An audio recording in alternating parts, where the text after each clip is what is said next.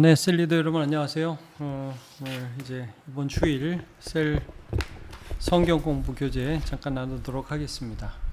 이번 주에는 이제 하나님이 사용하시는 사람이라는 주제로 말씀을 나눌 텐데, 이제 우리가 이제 이번 달부터 시작하는 주제가 하나님이 사람을 세우신다 이런 내용이잖아요. 그러니까 복음이 이제 예루살렘과 유대와 사마리아, 그 다음에 이제 땅 끝으로 퍼져가는 과정 속에서 하나님께서 이제 바울이라는 사람, 이제 바울 똑같은 이름이라고 했는데, 이 사람을 어떻게 핍박자에서 전도자로 바꾸느냐를 보고 있죠. 그래서 오늘 우리가 살펴볼 내용들은 이제 지난주에 이어서 이제 불강력적인 은혜를 받았잖아요. 이제 그가 어떻게 이 하나님의 부르심에 반응하게 되는가, 어떤 변화가 있었는가, 그가 어떻게 하나님이 사용하시는 사람이 되는가, 변화의 과정 속에서 이제 거듭남의 과정, 그러니까 이제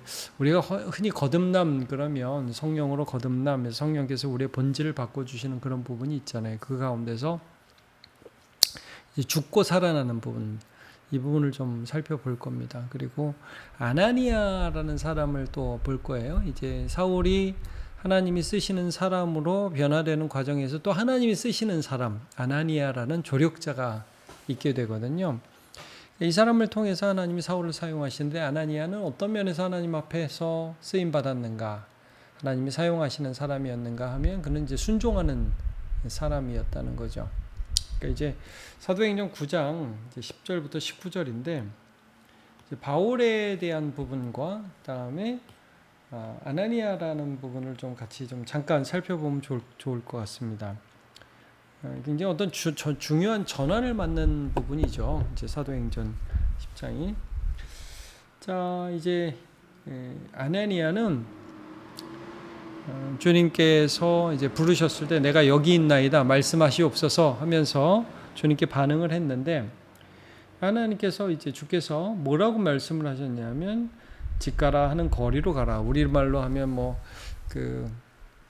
로데오 거리로 가면 뭐가 있다, 뭐 이런 식이죠. 그래서 유다의 집에 다소 사람 사울이 있다. 그가 기도하는 중이다. 그러니까 예수님께서 먼저 만나셔서 이렇게 얘기를 해주신 거예요. 그가 아나니아라는 사람이 들어와서 자기에게 안수하여 다시 보게 하는 것을 보았다. 기도 중에 하나님께서 이미 사울을 만나 주셨죠. 그래서 아나니아라는 사람이 널 찾아올 거야. 기도하고 그가 안수하면 너는 볼 거야.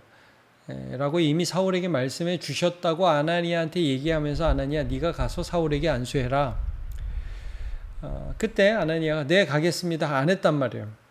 여기 보시면 질문하죠. 당연히 질문하죠. 이 사람은 이제 사울이 회심했다라든지 사울이 어떤 은혜 받았다는 거를 잘 모르는 상황이니까, 내가 이 사람에 대해서 여러 사람에게 듣사온즉 그가 예루살렘에서 주의 성도들에게 적지 않은 해를 끼쳤다 하더니, 여기서도 주의 이름을 부르는 모든 사람을 결박할 권한을 대제사장들에게 받았나이다 하거늘. 그러니까 쉽게 말해 뭐예요? 무섭습니다. 이 사람 저 사람 다 결박해서 오게 가두려고 여기까지 오고 있는데, 제가 가서 되겠습니까? 그러니까 이제 모세도 생각나고 기드온도 생각나잖아요. 우리가 모세가 하나님이 내 백성을 구원하려고 너를 쓰겠다 가라. 아니 제가 어떻게 갑니까? 전 말 못합니다. 그리고 또 기드온도 나는 지극히 작은 자입니다. 큰 용사여 하나님 부르시는데 못합니다. 나중에 하나님의 어떤 은혜를 간구하고 약속을 직접 눈으로 보고 확인하고 가게 되는데, 기드온도 이 부분에서 보면 이 아나니아라는 사람도 상당히 두려워했던 것을 보게 됩니다. 그런데 주께서 가라. 이 사람은 내 이름을 이방인과 임금들과 이스라엘 자손들에게 전하기 위하여 택한 나의 그릇이라, 이렇게 말씀합니다. 그러니까 주님의 이름을 이방인, 임금들, 이스라엘 자손들에게 전하기 위해 택한 나의 그릇이다. 믿지 않는 사람들, 그리고 지금은 구원에서 많이 제외됐다고 유대인들도 생각하는 그런 사람들. 그래서 나중에 여러분 이제 10장에 가게 되면 고넬료가 그래서 등장하는 거죠. 대표적인 인물로. 그리고 임금들. 여러분 사도행전 24장에 보면 베스도, 뭐 벨릭스, 베스도, 아그리빠 이런 왕들이 나온단 말이에요. 그리고 가이사에게 상소했다고 그랬으니까 아마 가이사에게도 갔었겠죠. 이스라엘 자손들도 여러 회당에서 계속 만나고요. 그러니까 복음을 전하기 위해 택한 나의 그릇이라는 주님의 명령을 듣고서 이제 그 사람 고난을 받을 거야 하니까 아나니아가 이제 가는 거예요. 아까 처음에 말씀했던 것처럼 집가라는 거리 유다의 집에 가서 그에게 안수를 합니다. 형제 사오라. 참 이 표현이 아름답죠. 사오라라고도 할 수 있지만 주님께서 너를 부르셨으니까 형제라고 딱 부르잖아요. 참 따뜻한 사람이죠. 이게 이런 모습이 나중에 바나바에게도 나타나는 겁니다. 바나바가 사울이 회심했다는 소식을 교회가 받지 않으니까 바나바가 데리고 가잖아요. 그래서 교회 안에 바나바가 사울을 소개하는 일을 합니다. 순종하는 이런 사람들을 통해서 사울이 쓰게 된 거예요. 그러니까 사람을 세우는 일에 순종했다. 이제 이런 것들을 우리가 보게 됩니다. 그래서 사울이 여기서 어떻게 되냐면 눈에서 비늘 같은 것듯이 벗어져 다시 보게 됐다. 죽었다 살아난 거예요. 그러니까 이 사람이 여기서 세례를 받고 예수와 연합하고 음식을 먹고 강건하여졌다. 그러니까 이 사울은 여기에서 무엇을 경험했냐면 이 3일 동안 말하자면 옛사람이 죽은 거죠. 예수 믿는 사람을 핍박하던 사울은 죽은 겁니다. 사울이라는 사람은 생명은 있지만 옛자가 죽은 거예요. 더 이상 그렇게 살 수가 없어요. 그러니까 우리가 예수를 믿을 때 나는 예수 안에서 죽었다는 게 이런 의미입니다. 전에는 예수 믿는 사람 잡아서 옥에 가두는 게 사명이었고 그게 사울이었습니다. 근데 이제 예수 믿고 나서 더 이상 그런 사울은 없는 거죠. 그렇게 살 수 없습니다. 그건 죽었어요. 그리고 비늘 같은 게 벗어져서 이제는 주님을 봅니다. 사랑합니다. 주님을 따라갑니다. 그러니까 완전히 다른 삶을 살아갈 수 있게 된 것을 우리가 성경을 통해서 보게 되죠. 그러니까 여러분 우리가 이런 거를 쭉 보면서 결국 이제 그 하나님께서 쓰는 사람이 어떤 사람이냐. 그러니까 서울적 적용으로 보자면 거듭난 사람이에요. 예수 안에서 이전 사람은 죽었어요. 그리고 새로운 사람으로 태어난 거예요. 이런 사람 하나님이 사용하십니다. 이제는 핍박자로 살지 않고 복음 전도자로 살게 하시는 거죠. 그리고 또 아나니아 같은 사람을 사용하신다고요. 순종하는 사람. 그래서 이 사람을 통해서 사람을 세우는 거예요. 그러니까 어떻게 보면 이 사울과 아나니아는 상당히 대조적이죠. 사울이라는 사람은 자신감이 넘쳤어요. 그러나 하나님이 그런 자신감을 사용하지 않으시고 오히려 자기 자신의 죄성을 인정하고 죄악된 삶을 버리고 이제 믿음으로 살기를 원하는 사람으로 다시 태어났단 말이에요. 근데 이제 아나니아는 어떤 면에서 반대란 말이에요. 두려웠어요. 그런데 그 두려움에도 불구하고 하나님의 말씀을 신뢰하고 순종할 때 하나님 그 사람을 통해서 그 사람 뭐 어떻게 보면 사울보다 훨씬 일한 면에서는 성과나 업적은 적지요. 아나니아라는 사람이 많이 등장하지 않아요. 물론 이제 5장에 나오는 아나니아와 삽비라는 다른 사람이고요. 어쨌든 이 사람의 업적이 크진 않지만 하나님께서는 이 사람의 헌신을 통해서 사울이라는 사람을 세우는 것을 보게 됩니다. 그러니까 우리도 이 땅을 살아가면서 하나님 앞에 순종해서 한 사람 한 사람을 세우는 귀한 사역에 동참할 수 있는 것이죠. 자, 보겠습니다. 이제 하나님은 지금도 세상에서 일하시며 성도들을 그 영광스러운 일에 부르십니다. 하나님이 부르십니다. 그러니까 이제 우리는 이제 이 제목 보면서 사실 이런 질문할 수 있어요. 목사님 저는 하나님이 사용하는 사람 되기 싫어요. 그냥 편안하게 살고 싶어요. 근데 이제 먼저 우리가 하나님이 우리를 사용하신다는 게 얼마나 영광스러운 건지는 좀 알아야 돼요. 우리는 그 영광을 위해서 지음받은 사람이라고요.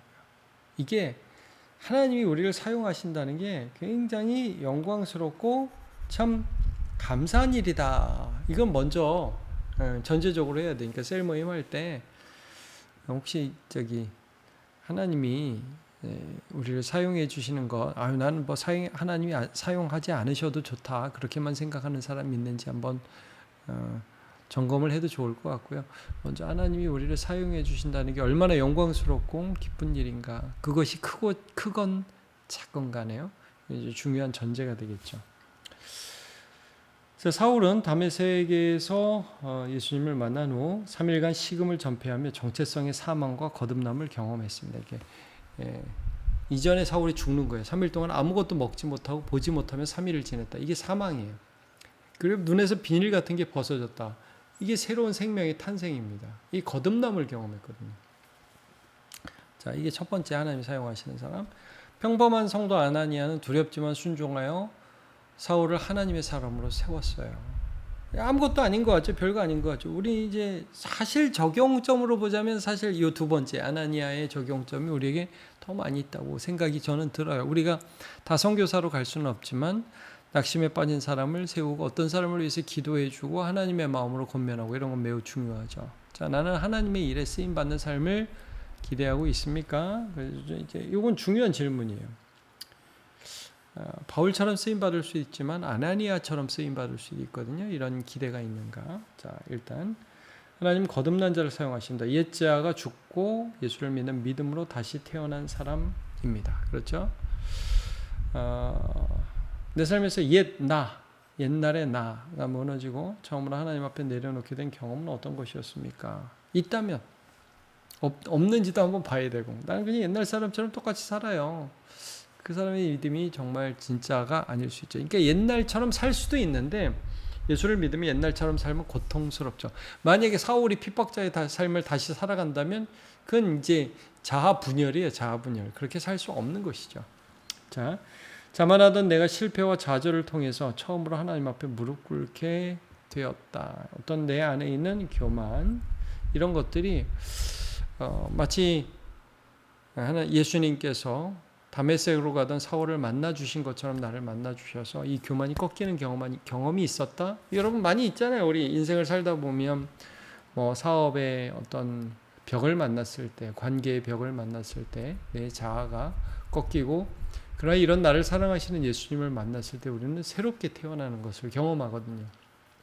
자, 2번. 오랫동안 스스로 해결하려 했지만 결국 포기하고 하나님께 맡겼을 때 평안이 찾아왔다. 이런 것도 많이 있죠. 내 힘으로 살려고 했던 어떤 경험들, 그러니까 실패, 나의 노력, 이런 것들 이해가 될 수 있을 것 같아요. 큰 죄와 잘못을 깨달았을 때 그럼에도 나를 받아주는 하나님의 은혜에 압도되었다. 저도 좀 그랬던 것 같아요. 개인적으로 이제 제가 죄인이라는 게 이해가 안 갔거든요. 중고등학교 때가 확실히 이해가 안 갔던 것 같아요. 사람이 내가 죄인이라는 게. 하도 죄인이라고 그러니까 죄인입니다 말은 하는데 이해는 안 갔던 것 같아요. 근데 어느 순간인가 내 삶을 돌아보고 내 안에 있는 성품을 보면서 내가 죄인이라는 게 굉장히 크게 느껴졌죠. 그리고 그런 베이스 아래서 예수님이 나를 위해 죽으셨다는 것에 대해서 깊이 감동되고, 저는 이제 복음을 전하는 게 너무 좋아서 목사가 됐는데, 어쨌든 이런 그 간증들, 그러니까 1번을 통해서 우리에게 거듭남의 경험이 있는가? 성령 안에서 옛 자아가 죽고 은혜 안에서 믿음으로 살아난 새로운 자아가 있는가? 그리스도 안에 있으면 새로운 피조물이라. 이런 것들을 우리가 점검해야겠죠. 그리고 아직 그런 경험이 없다. 이것도 솔직한 고백이 될 수 있어요. 그러니까 제가 늘 셀리더들한테 말하는데 우리 셀원들이 거듭났는가, 예수 믿는가, 이걸 점검해야 된다고 그러잖아요. 그걸 거듭나지 않은 영혼을 위해서 기도하고 듣는 귀가 열리고 무딘 마음들이 부드러워질 수 있도록 우리가 기도해야 되겠죠. 자, 2번 보죠. 아나니아는 두렵고 이해되지 않았지만 하나님의 말씀을 믿고 순종했습니다. 이번 주 두렵거나 부담스럽지만 하나님 부르시는 그 자리에 순종하기 위해서 어떤 길을 하시겠습니까? 그러니까 아나니아는 두려운 사람이었지만 순종한 사람이었다. 이런 사람 하나님이 그의 순종을 사용하시는 거예요. 오래 망설였던 기도 부탁, 위로의 연락, 한 주 한 사람에게 먼저 건네겠다. 그러니까 이런 것도 작은 순종. 이 우리 마음에 그 사람에게 좀 위로의 전화를 한번 해야겠다. 좀 기도를 좀 부탁해야겠다. 이런 생각이 우리가 들 수 있어요. 이거 순종이죠. 작은 순종. 자, 내 주변에 세워야 할 한 사람을 정하고 사람에서 중보 기도를 시작하겠다. 여러분, 우리가 하나님 기도를 시키신다니까요. 그 사람을 위해서. 그런 걸 민감하게 알고 함께 기도하는 거 중요한 순종이 될 수 있습니다. 그리고 이제 어느 순간에가 내가 너를 위해 기도하고 있다. 그 사람에게 큰 그 격려가 되죠. 셀 모임이나 봉사에서 작은 섬김을 기꺼이 맡아 끝까지 감당하겠다. 그렇죠. 우리가 저는 이제 이 시대가 굉장히 바빠지고 그래서 우리가 많은 것을 할 수는 없겠죠. 옛날에 왜 그런 경우 있었잖아요. 한 사람이 막 교회 이것저것 저것 막 다 하는 경우. 근데 이제 그건 그 사람도 지치고 그렇게 좋지는 않은 것 같아요. 그 사람이 그걸 감당할 수 있는 믿음과 준비가 되어 있으면 괜찮지요. 그러나 우리가 아나니아 같은 순종을 할 수 있잖아요. 뭐 맨날 사울 찾아다니는 것도 아니고 어느 날 기도하는데 하나님 저 사람에게 가라 할 때, 혹은 이런 일을 해라 할 때 그런 순종을 우리가 할 수 있을 것입니다. 그런 순종이 뭐가 있을지 한번 생각해 보죠. 그 하나님 앞에 내려놓지 못한 두려움, 아나니아가 있었다면 솔직히 고백하고 말씀에 한 걸음 더 순종하겠다. 여러 가지 것들. 그래서 이제 이번에서는 우리가 실제적으로 결단할 수 있는 것들을 한번 나눠보고 서로 격려하는 시간 되면 좋을 것 같습니다. 자, 하나님은 완벽한 사람이 아니라 거듭난 자와 순종한 자를 쓰십니다. 사울의 눈을 뜨게 한 것은 아나니아가 아니라 하나님이셨습니다. 우리의 부족함이 장애물이 아닙니다. 두렵지만 말씀을 믿고 내딛는 한 걸음의 순종이 누군가의 인생을 바꾸는 하나님의 통로가 됩니다. 지금 내 마음에 떠오르는 한 사람이 있습니까? 아나니아처럼 그 사람에게 먼저 찾아가 말씀을 전하고 기도해 주는 것, 그것이 오늘 하나님이 나에게 맡기시는 사명일 수 있습니다. 이렇게 해서 이번 시리즈를 통해서는 우리가 이제 하나님이 사람을 사용하신다라는 주제잖아요. 그래서 은혜를 주신다는 게 첫 번째 보았고, 이번에는 이러한 사람들, 이런 과정을 거쳐서 하나님이 우리를 사용하신다는 것을 좀 보고, 이 거듭남의 영역은 우리의 노력으로 될 수 있는 것은 아닙니다. 하나님의 은혜의 산물이에요. 죄인이 은혜를 만났을 때 죽고 사는 경험을 하는 것이죠. 그러니까 이제 이런 경험이 있는지, 그리고 체크하고 또 경험을 나누고 소망하게 하고 하나님의 일하심을 의지하면 되는 거고요. 순종의 부분은 우리가 의지적으로 해야죠. 그래서 하나님이 우리의 마음을 주실 때 순종하면서 하나님이 쓰시는 사람으로 사용되는 우리 모두가 되시기를 축복합니다.